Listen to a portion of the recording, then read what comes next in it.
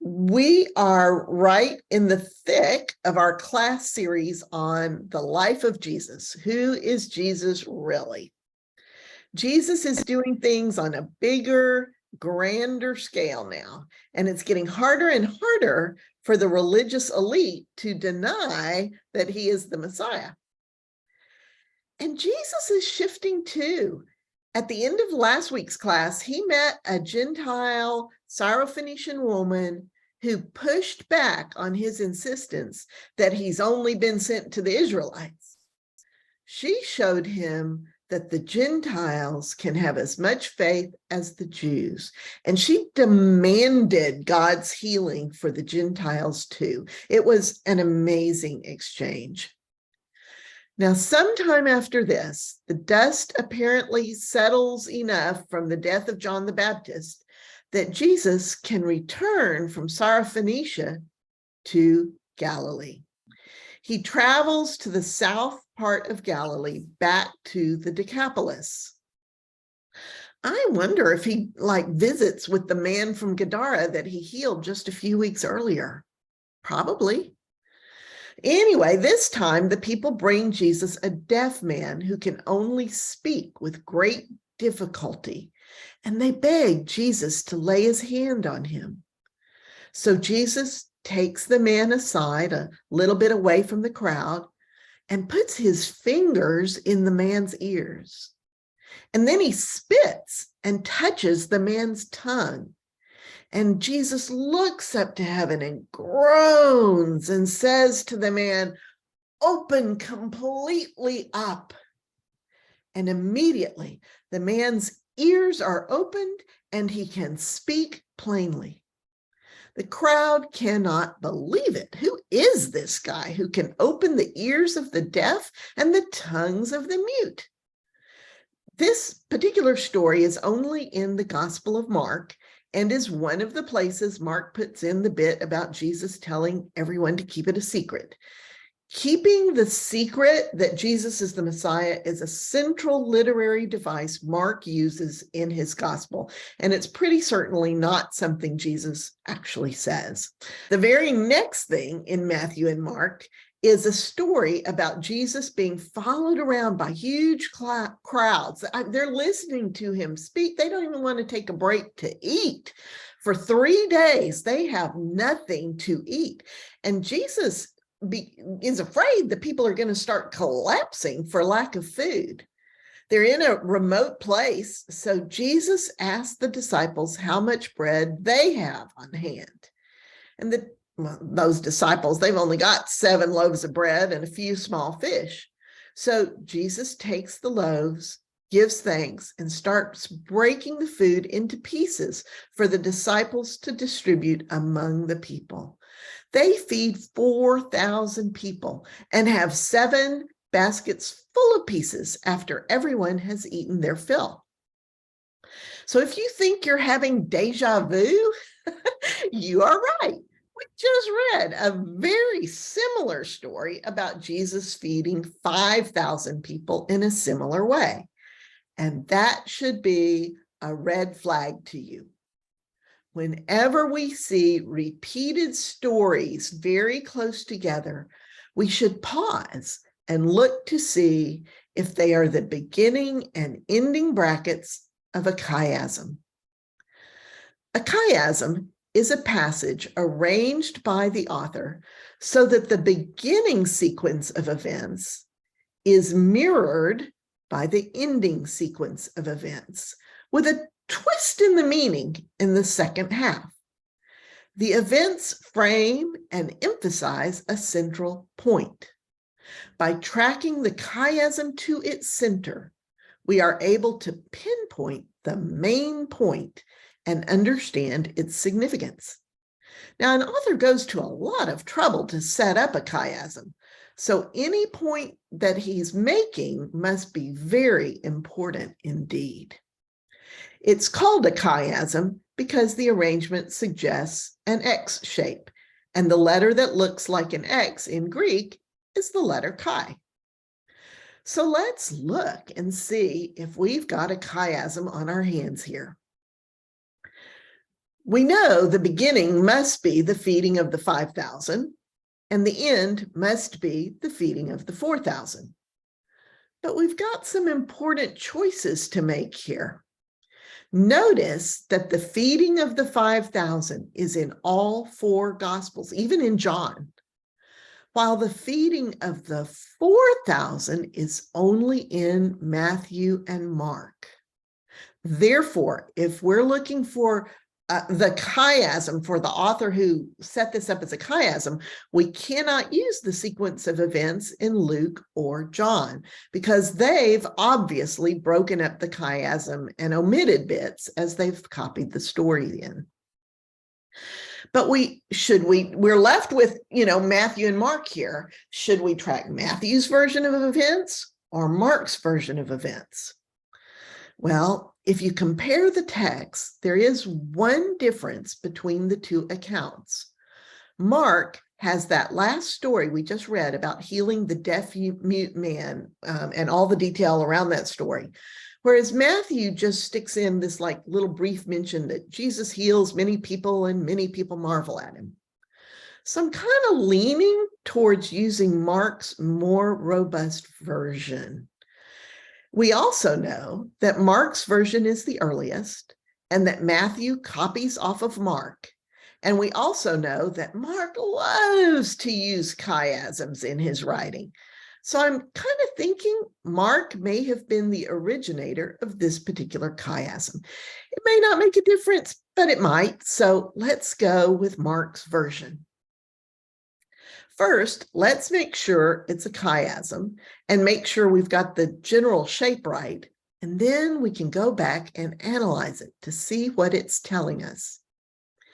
After the feeding of the 5,000, the next thing that happens in Mark is that Jesus walks on water and the wind calms when he gets in the boat. The people beg him to let the sick just touch the edge of his garment, and all who do are healed. Then there's the scene where the Pharisees accuse the disciples of being unclean because they don't ritually wash their hands before eating. And Jesus jumps all over the Pharisees for being hypocrites, telling them they are following all the rules to be ritually clean, but are failing to actually be clean by following God's overarching commands, like caring for their aging parents. Then Jesus makes what looks to be the central statement. What goes into you from the outside is not what makes you unclean. It is what is in your heart that matters. Now that would make sense as the center of the chiasm. It's a huge point. So let's see if the rest of the sequence works. The next story is the one about the Syrophoenician woman. She's the one who tells Jesus that even the puppies under the table eat the crumbs the children drop. And because of her faith, Jesus heals her daughter. How would that correlate with the story of the disciples being accused of being unclean? For this to be a valid chiasm, the story of the Gentile woman must be some sort of mirror of the story of the disciples, but with a twist as a result of the central statement. Let's think about this. The disciples are following God's commands and are literally following Jesus around, but are accused of being unclean by the Pharisees, who are ritually clean, but inside are like whitewashed tombs. They're righteous looking on the outside, but are full of filth on the inside. The Gentile woman is the mirror image. As a Gentile, she is by definition completely unclean, to the Jews. Jesus himself won't even speak to her at first. And yet, on the inside, she has faith. She believes. And Jesus declares her completely acceptable. Jesus even cleanses her daughter. This woman and her daughter are portrayed as being clean inside and out. No whitewashed tombs and no rituals required, only faith, only what was in this woman's heart. That totally works, doesn't it? Next is the healing of the deaf mute. That should pair up with Jesus walking on water. Well, one similarity I see right off the bat is that both are Messiah sorts of events. In the first one, even the wind calms down when Jesus gets in the boat. Definitely Messiah stuff. That's a similarity. But what are the differences between the two events? How is the second event affected by the central point of the chiasm? We'll think about this in our breakout groups today. There is tremendous richness in the juxtaposition of these two passages. So leaving that pair aside for our breakout groups to ponder, let's back off and look at the bigger picture. Let's look at the overall differences between the first half of the chiasm and the second half. One difference is the geography. In the first two events, Jesus is traveling between locations in Capernaum, where he lives, and a remote area that is still presumably still in Galilee. And then he goes to Bethsaida on the northern tip of the Sea of Galilee. These are all close together. They're all Jewish locations. But in the second half, Jesus travels from Syrophoenicia, a Gentile area, to the Decapolis, another Gentile area. There is definitely an emphasis on the healing of the Gentiles in the second half of the chiasm. Very interesting. So what about the beginning and ending events, the feeding of the 5,000 and the feeding of the 4,000? How are they changed by what is in the center of the chiasm? What are the differences here? Well, in the first story, the disciples collect 12 baskets full of leftovers. 12, what does that bring to mind? The disciples, that's the number of disciples. And in the last story, they collect 7 baskets full of leftovers. 7 throughout Scripture being the number of wholeness or perfection, wholeness in particularly. You know, when Jesus heals, he brings you to wholeness. That the number 7 would, from a scriptural point of view, definitely be associated with Jesus. In the feeding of the 5,000 at the beginning, Jesus is concerned about the mental health and well-being of the 12. Now, Mark doesn't call them disciples there. He calls them apostles. Apostles means those sent, rather than disciples, which means those following. Mark's version has Jesus withdrawing to this remote place out of concern that the apostles, those sent, are not getting enough rest. And in the first story, Mark emphasizes the 12 apostles. But in the last story, the story of the 4,000, Mark goes back to calling them disciples, further highlighting Jesus.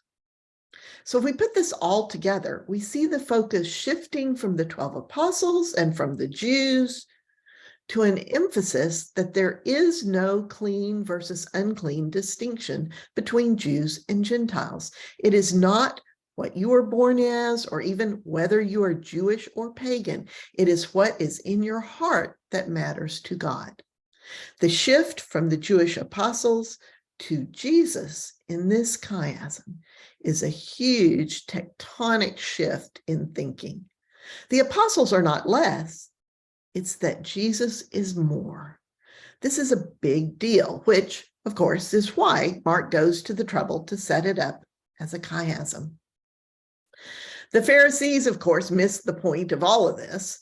They followed Jesus to a place called Dalmanutha, which is probably on the western shore of the Sea of Galilee, kind of in the middle near where Mary Magdalene is from.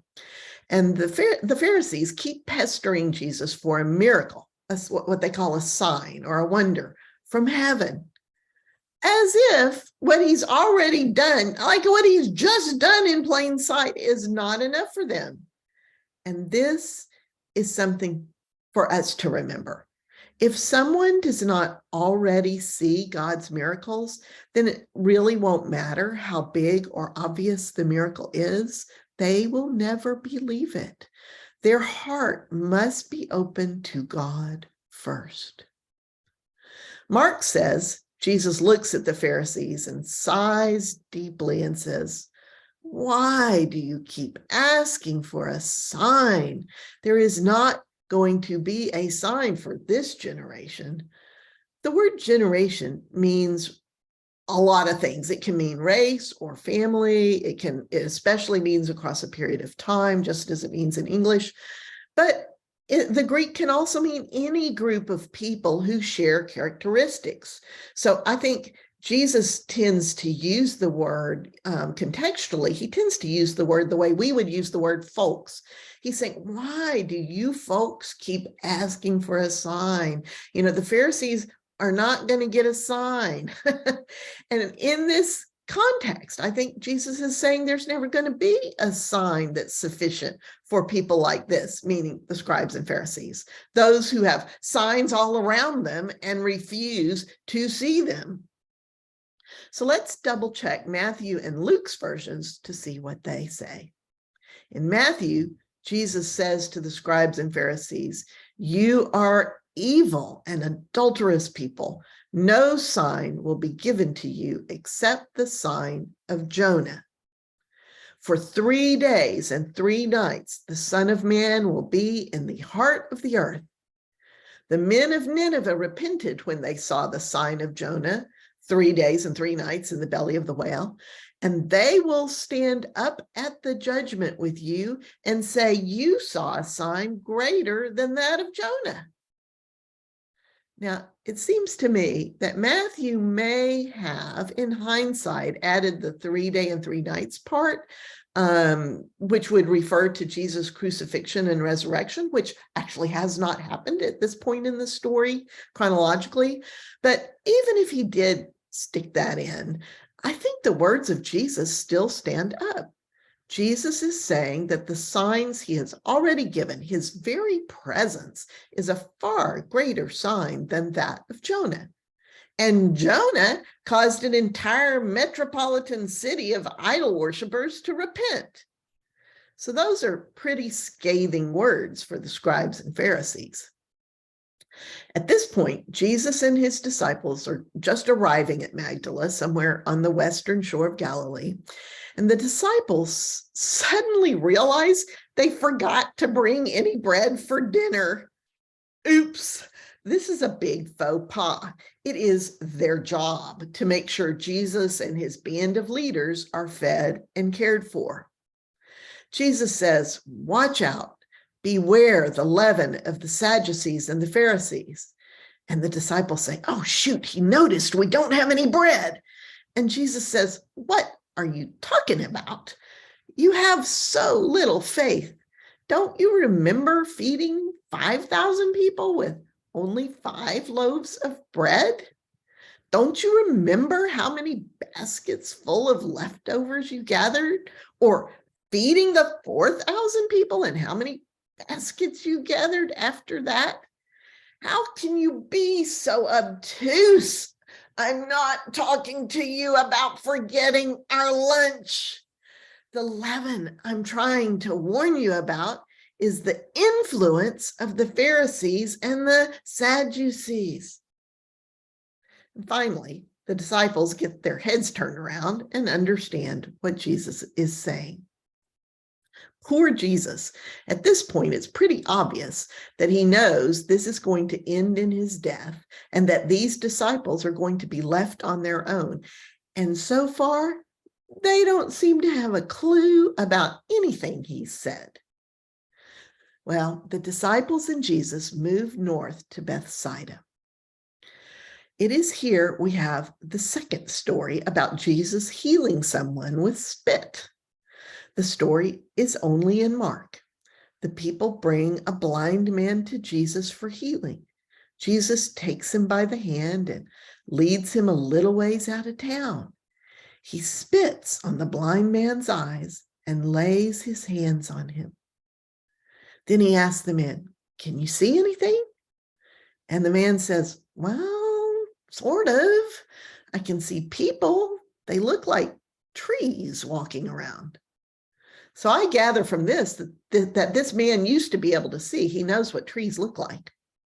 So Jesus lays his hands on him again, and this time the man can see everything clearly. I think it is so interesting, number one, that Jesus spits on him like he spit on the deaf-mute man just a bit ago. Two, that both times Jesus takes the men a little away from the crowds.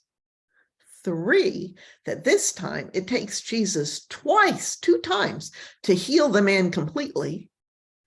And four, that these two stories only appear in Mark and are very close together. All that makes me wonder if Mark has linked these stories on purpose. Are they a mini chiasm? And if so, what event are they framing? Well, if you go back and look, the events they frame are the feeding of the 4,000, the Pharisees asking for a sign and Jesus refusing, and Jesus warning to beware the yeast of the Pharisees. The center seems to be about signs, miracles, and that we need to regard them differently than the Pharisees do. So, what might be the significance of the feeding of the 4,000? Well, for one thing, it was a huge miracle, a huge sign. But on closer examination, that miracle happened after Jesus had spoken to the crowd and they listened for 3 days, speaking and hearing. That is a direct link to the miracle of healing the man who could neither speak nor hear. Very cool. So now we know what to look for in the next bit. It should be basically the same kind of deal. When Jesus warns the disciples to be wary of the influence of the Pharisees, we need to ask, well, what is the influence they're having? Well, they're important leaders among the people, and they are flat out denying the miracles that are performed right in front of them. They are actively refusing to see and understand. And that links this part of the story directly to the healing of the man who cannot see. So how cool is that? A mini chiasm about hearing and seeing God's signs. There's a lot more we could unpack here about why Jesus takes the 2 men away from the crowds and why it takes Jesus 2 times to heal the blind man. But I'll have to leave that for you to ponder on your own.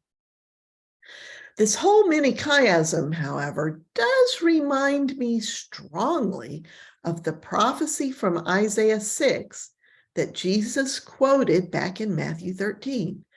The disciples had just asked why he taught in parables, and Jesus said, "These people's hearts have become thick-skinned. They barely hear with their ears, and they have shut their eyes. Otherwise, they might see with their eyes and hear with their ears and understand with their hearts and turn to me, and I would heal them." This seems to be a really big theme with God in the Hebrew Bible and with Jesus now. God has sent Jesus to bring healing to us.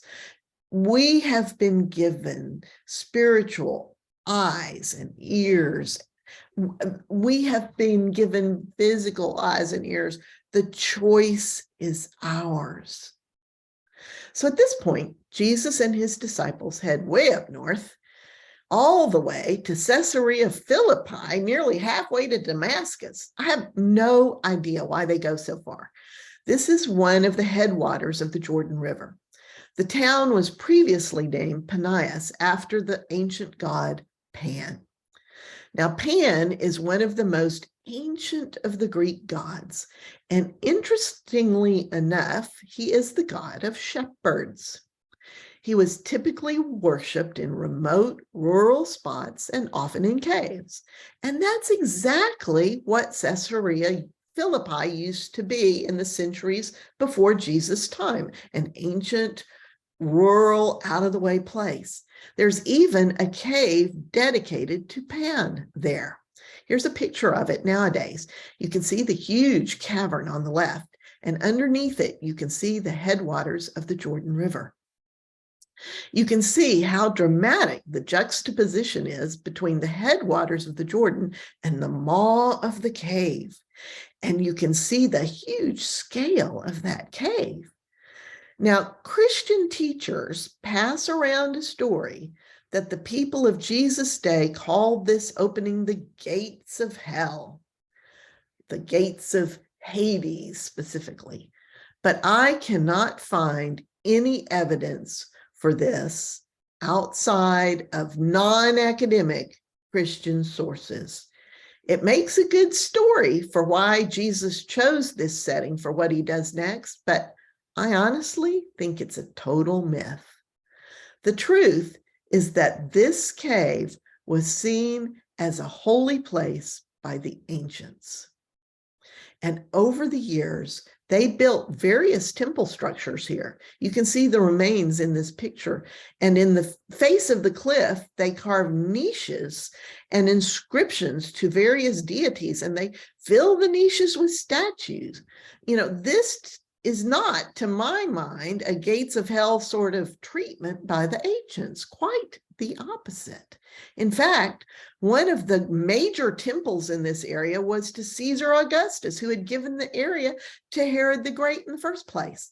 So on top of that, during Jesus' lifetime, Herod's son, Herod Philip, made Caesarea Philippi his first capital. So knowing that real significance of Caesarea Philippi to the people of Jesus' time is its connection to the power of Rome, and the fact that the Roman Caesars viewed themselves as gods, let's see what happens here.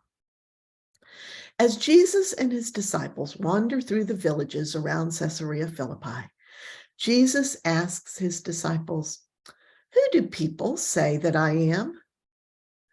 And the disciples say, "Well, some folks say you're John the Baptist raised from the dead.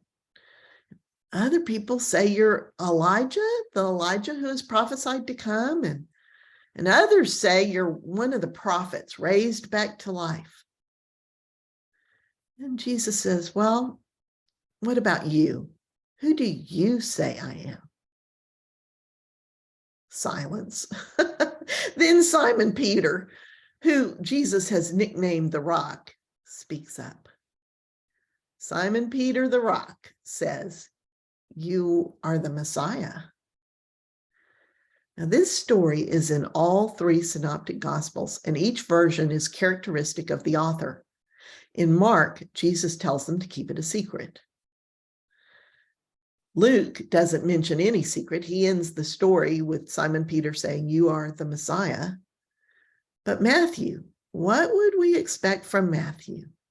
Matthew is the one who ties absolutely everything to prophecies in the Hebrew Bible, and he goes to great lengths to demonstrate Jesus' pedigree as the Son of David, Son of God, the Messiah. So what does Matthew add here? In Matthew's version, Jesus says to Simon Peter, "Blessed are you, Simon, son of Jonah." So given Matthew's predilection to draw in the threads from the Hebrew Bible, I think Matthew is talking about literal Jonah and the whale Jonah, right? Lots of scholars would disagree. Some scholars believe Jesus uses Aramaic here. Jonah is the Aramaic abbreviation of the name John. And we know that Simon Peter's father is actually named John, not Jonah. But, you know, I disagree. It was only a few verses earlier that Matthew has Jesus telling the Pharisees that they will not get any sign except the sign of Jonah, as in the belly of the whale Jonah. I think Jesus calls Peter the son of Jonah in the sense of a spiritual heritage. Think about it. What was the miracle of Jonah? We tend to get stuck on him being in the belly of the fish for 3 days and 3 nights, but that's not the important miracle in Jonah's story. The important miracle in Jonah's story is that the pagan Ninevites listened to Jonah and believed. That point is emphasized in both Matthew and Luke's versions of Jesus' conversation with the Pharisees just a few verses ago. So if Simon is the son of Jonah in the sense that he is listening and has believed, let's see what Jesus says next. Jesus continues, "Blessed are you, Simon, son of Jonah, because flesh and blood did not reveal this to you, but it was revealed to you by my Father in heaven. You are the rock, and on this rock I will build my assembly." The word assembly is often translated as church in our Bibles, but there was no such thing as a Christian church at this point. The Greek word used here, ekklesia, means assembly or group of people called out, people called forth. It is beautiful imagery that echoes the calling of Israel out of slavery. Jesus continues, "And the gates of Hades," which is the Greek word for Sheol, that old Hebrew place of the dead that's just a graveyard, it's not good, it's not bad, "will not overpower my assembly, my people who are called forth." Isn't that beautiful? Jesus calls us out of death and nothingness and into life. God is our rock and Jesus is our foundation. Peter, the disciple, the apostle, is the first of many rocks. Then Jesus says, "I will give you the keys of the kingdom of heaven." Additionally, the early church saw this as a direct promise to Peter personally. And when the church split between Catholics and Protestants and other streams of Christianity, it is the Catholics who claimed this as their Christian heritage. Jesus says, "Whatever you imprison on earth will be imprisoned in heaven, and whatever you let loose on earth will be let loose in heaven." I wish we could spend an hour unpacking this. I think we intuitively know that our words have power to harm or to heal. Jesus has specifically given this power to his disciples.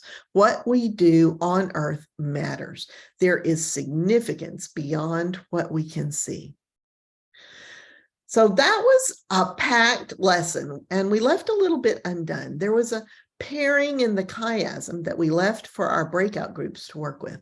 Let's see what insights we can glean. So where did this conversation take you? It kept taking us back to the center of the chiasm. Mm-hmm. Yeah. So important. Yeah, talk to me about it.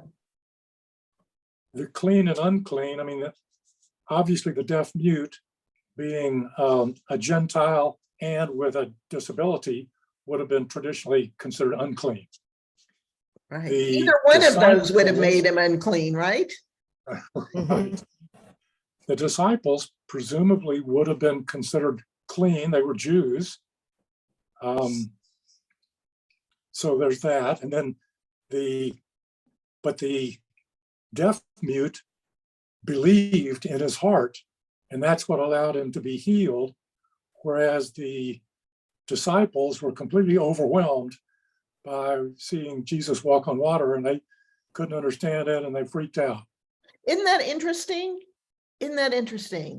That in the second, these are paired stories, so we're looking for contrast between them where they're different because of what happened in the middle. But isn't it interesting that in that second story, all the people were just bringing this guy to Jesus because all the people believed, that Jesus could heal him, right? And the disciples who had been following Jesus, they living with him, sleeping and eating and walking. And you know how you talk when you're walking along with somebody.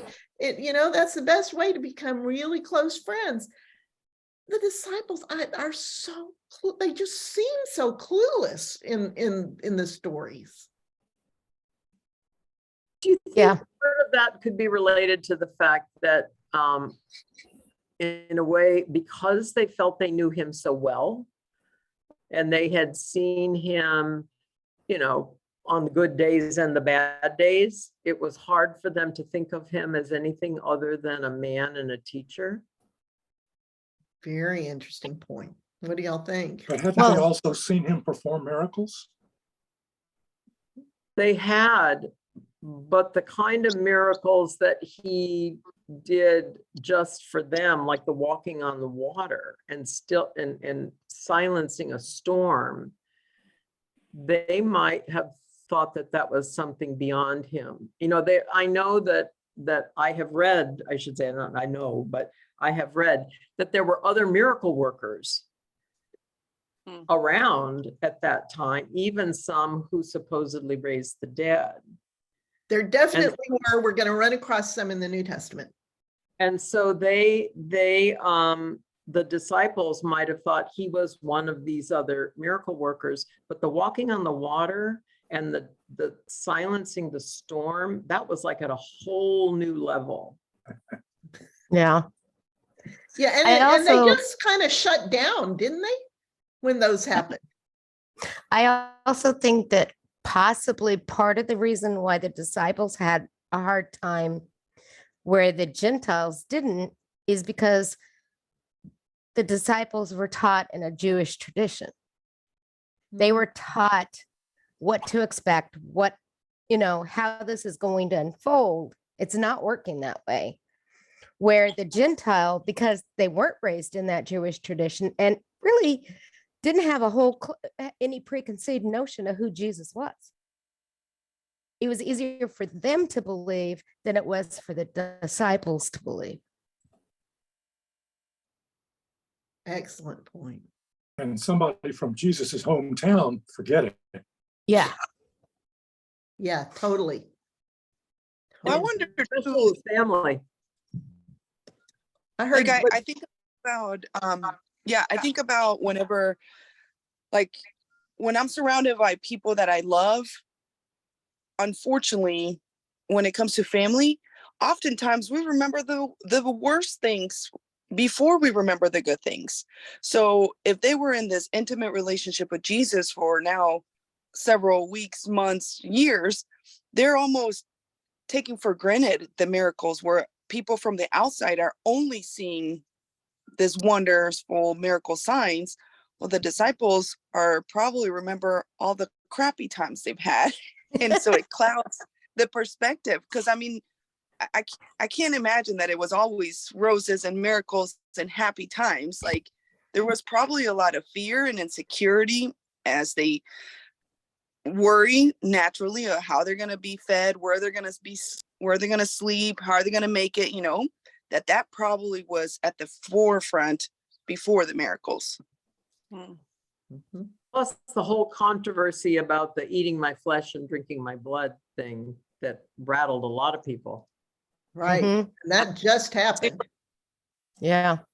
And I also think that the like Woody said, people that saw Jesus grow up, it must have been extremely difficult for them to figure out what was going on. Right. Because, he was a little kid that ran around with my kids, the other kids, and, What makes him special? yeah. Why is he different than these kids? Yeah. Yeah, and if you start from the premise that he's not special, then you've got to look at everything he does with utter suspicion, right? Right.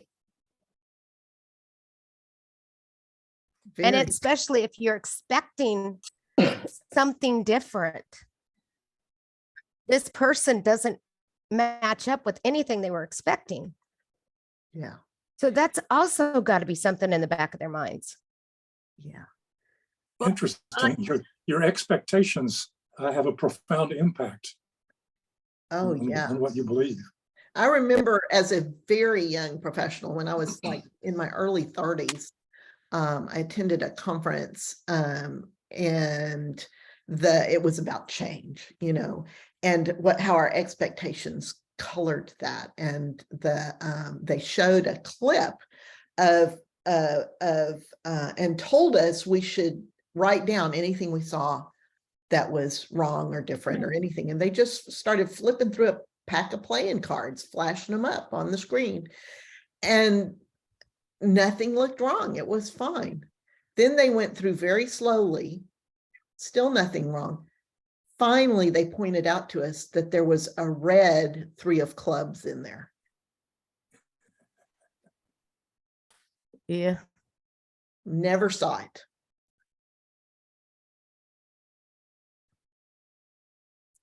Never saw it. And, Renee, I'm just wondering also, their expectation as Jews was that the Messiah was going to fix everything. Mhm. The Messiah's going to fix all the problems. The Messiah's going to, make Israel a nation and stomp all the enemies, Yeah. And Jesus isn't making any moves towards that. Jesus Well, keeps saying he's going to fill their needs and make them whole and heal them. And that's just not on, that is what the Messiah is supposed to do, but that's not the important part as far as they may be concerned. Well, Gail, if we would do as he instructed us, those things would happen.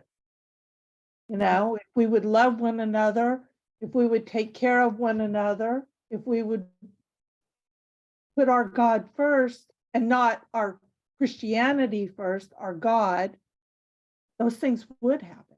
But we're so busy missing the mark all the time, even in the name of trying to do it. Mhm. It seems to me that that's, I think, when Peter had that aha moment. I think that's why Jesus got so excited, is that you finally get it, yes, I Mhm. am the Messiah, and you've set aside your expectations of who the Messiah was supposed to be, and you see the truth in front of you. And that must have been a profound moment of realization for Peter. Whenever it was that he came to that, so that he could say it out loud in front of the others. Mhm. Peter's a leader among the others, obviously, because of the prominence in the story and because of his personality. He's like me, he always jumps in first. And and I'm just, in that story, I almost feel like Peter is saying, you are the Messiah, despite all of his expectations, right? Mhm. He's like completely stepping out in faith and saying, I know you don't look like it. I know it doesn't feel like it. You keep telling us you're going to die, whatever, but you are the Messiah. You are. That had to make a big difference for the disciples, huh? Yep. And Gail, Yeah. on your third question, Mhm. we had a consensus. Okay, so that question was, think about the physical relationship or proximity between Jesus and the characters in the 2 stories. How did the chiasm flip or change that? What was your consensus? We all felt like the chiasm confirmed the message. Okay, just- talk to me. Oh, I can't go much deeper than that. There was so much we talked about. Help her out, somebody. Well, with the deaf mute, the physical proximity was very close. I mean, Jesus was actually touching him. The walking on the water, the disciples were in a boat by themselves, and Jesus was not with them, so he was separate from them. Now, how does the chiasm flip that? I don't know.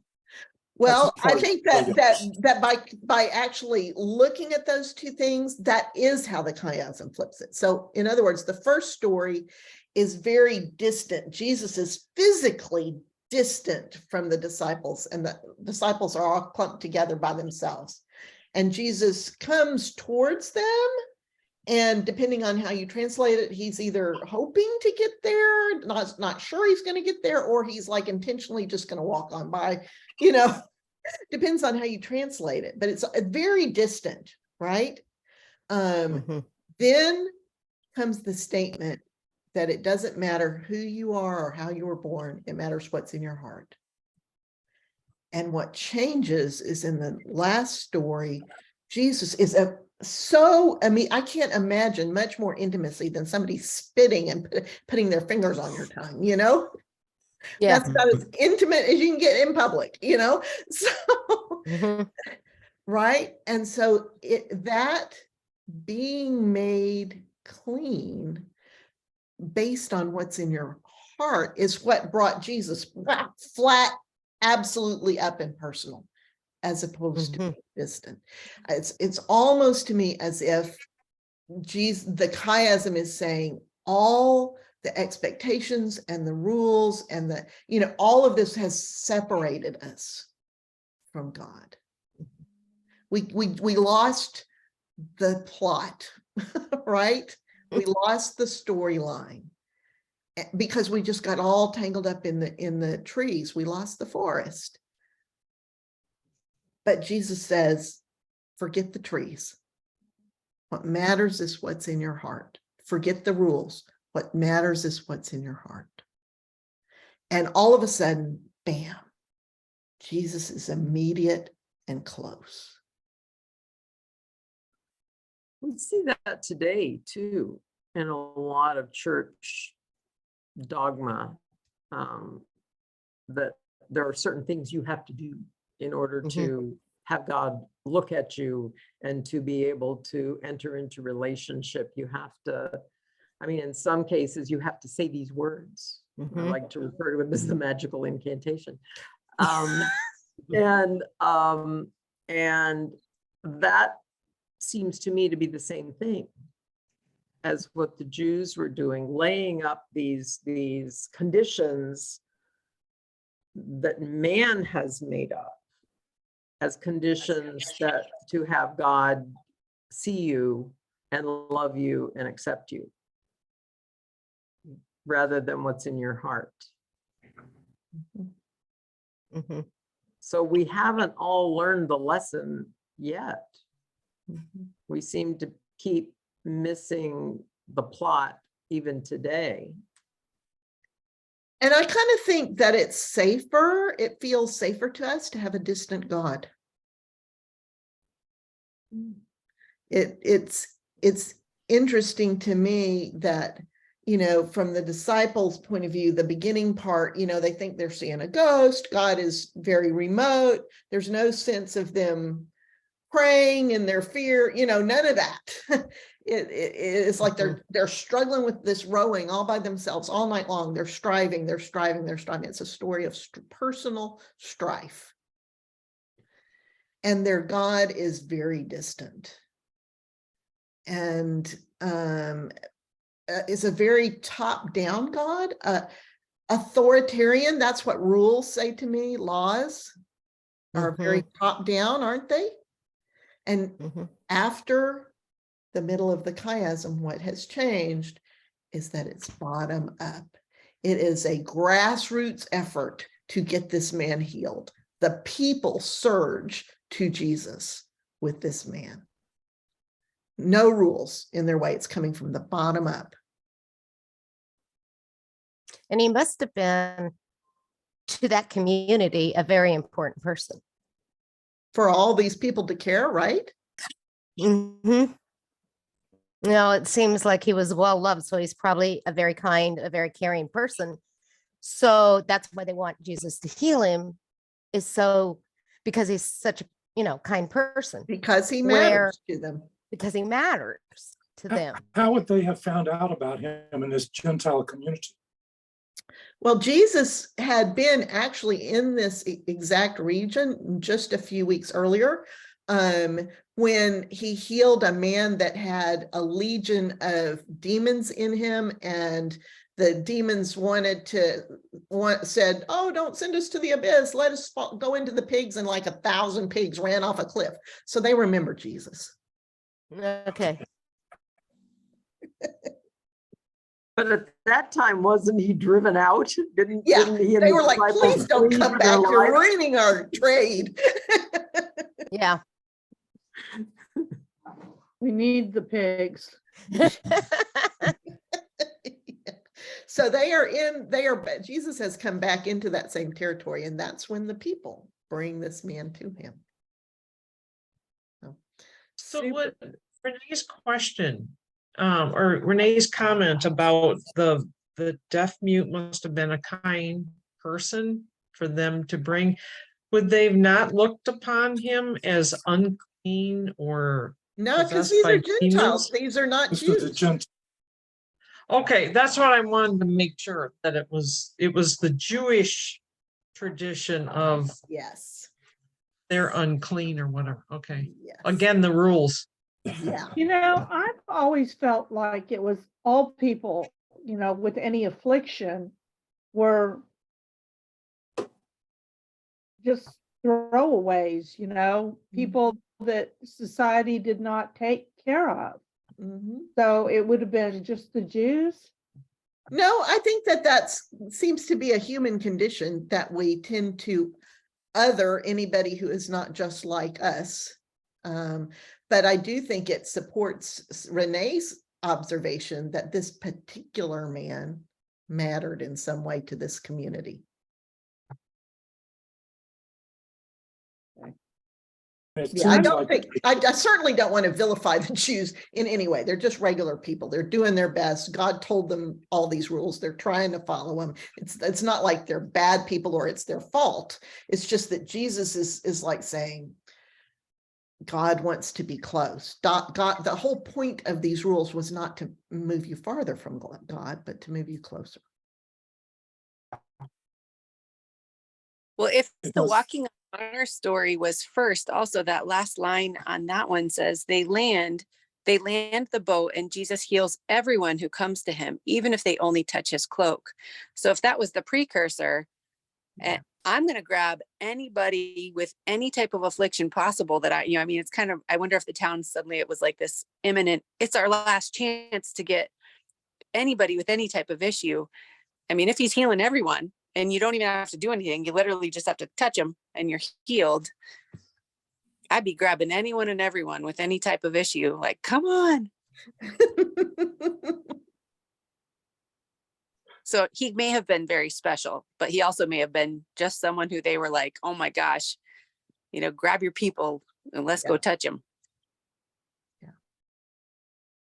Yeah. Which kind of And backs up to how it that's flips. a detail that I hadn't really thought about either.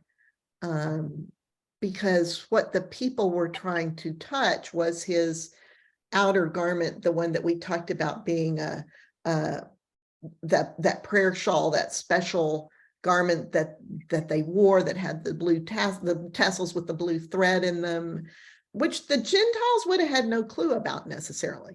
The Gentiles weren't going for the cloak. The Gentiles were going for Jesus. I missed the whole part in that passage about the people bring Jesus, a deaf mute. So that's really illuminating to me that it's the people. Yeah. So there's just tons of depth in all of this. And in the one that we left kind of half done that I said, we didn't have time to go over. And that's all that the chiasm does for you, is it just says, wait a minute, stop and look at these two stories in dialogue with each other. There's more here than meets the eye. and that it's worth talking and stopping. Donna says, how does that lesson relate to us today?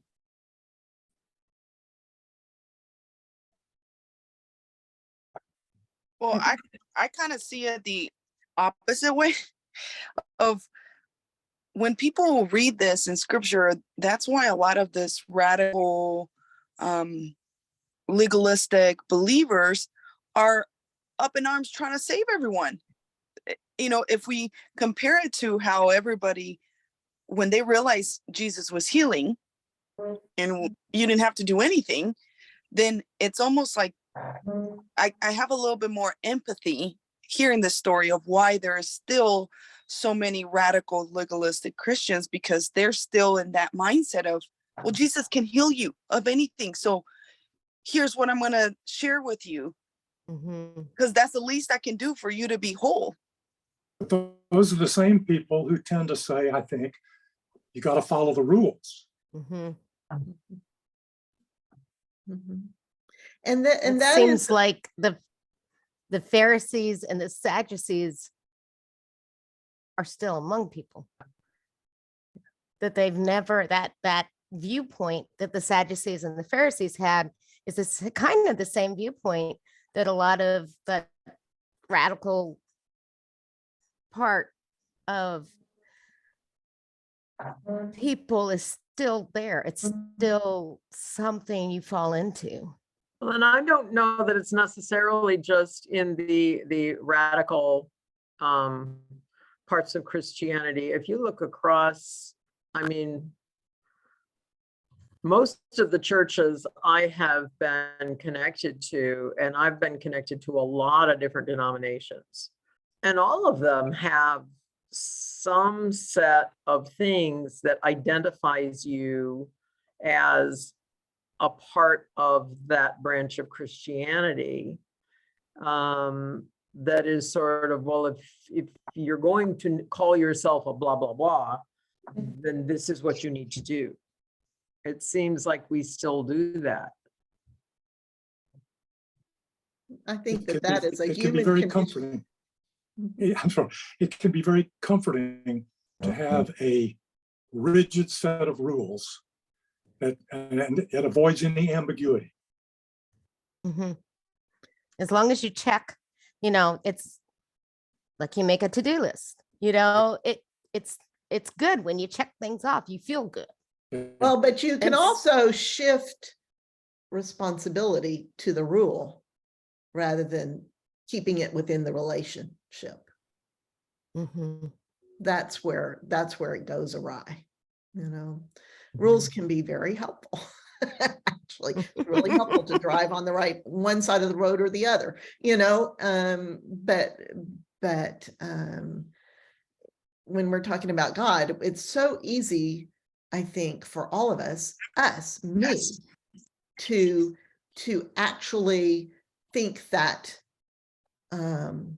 I know some certain things about God or about how we should be, and then that becomes part of what I give to other people, and I think that that I've got something to offer. And it is good not to forget that there are going to be in every room other people who can offer more.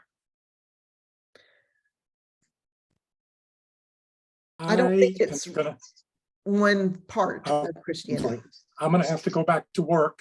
Bye, Winnie. I've loved being back. I'll see you next week. Okay. See you next week. So Donna has some great questions. She said, you know, that one of the things that happens is people say, if you ask, you know, if you pray for healing and you don't get healed, then, you know, obviously you didn't believe enough. What do we do with that? I think that you're saved, you believe in God, you're not necessarily going to be healed of an affliction, but you're going to find in your search to be closer to God and and to live as he commanded us, I think you're going to find peace that helps you to deal with your situation. I don't think you're going to get a physical healing automatically. Your finances won't necessarily fall right into place. You've got to take the steps to make that happen. Does that make sense? Yeah, I think also this goes back to what you have said in earlier lessons, Gail, and also what I learned in my disability theology class at my church, was that there is a difference between curing and healing. And that God can heal us even if we're not cured. Yes. And that God is in the business of making us perfect, which means making us whole, which is healing us in every possible way. Doesn't mean we're not going to ever die. It doesn't mean we're not going to ever get sick. It doesn't mean that when we have cancer, the cancer will go away. Obviously, it doesn't mean that. But it does mean later, what we understand is that it means we come to a place of peace that we have, whether it makes no sense at all. The peace that makes no sense. Oh, great questions and great discussion. It sounds like we are good for the day, and we will see you next week. Have a wonderful Easter weekend. You too. Tomorrow is Good Friday. Lots to think about, especially with that whole Jonah story that keeps popping up. So I love you, and I'll talk to you next Thursday. Bye-bye. See you next Bye, week. everybody. Bye.